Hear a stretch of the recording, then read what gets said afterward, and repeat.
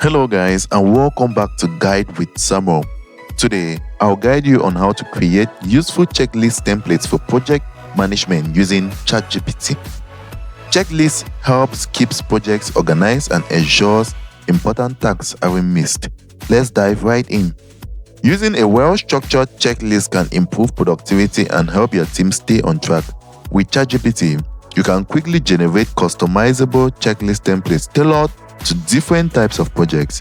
Start by opening ChatGPT and logging into your account, and in the chat box, type a prompt like create a project management checklist template for a software development project including phrases, tasks, and deadlines. Be specific about your project type and key steps to get the best results. ChatGPT will generate a clear and organized checklist covering essential project phases such as planning, execution, monitoring, and closure.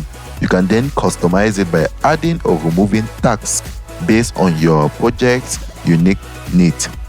Using this template saves times and ensures nothing is overlooked, helping your projects run smoothly and efficiently. And that's that, guys, a very simple yet powerful tool. Make sure you make use of it. And if you found this helpful, don't forget to like and subscribe to Guide with Samuel for more helpful tutorials.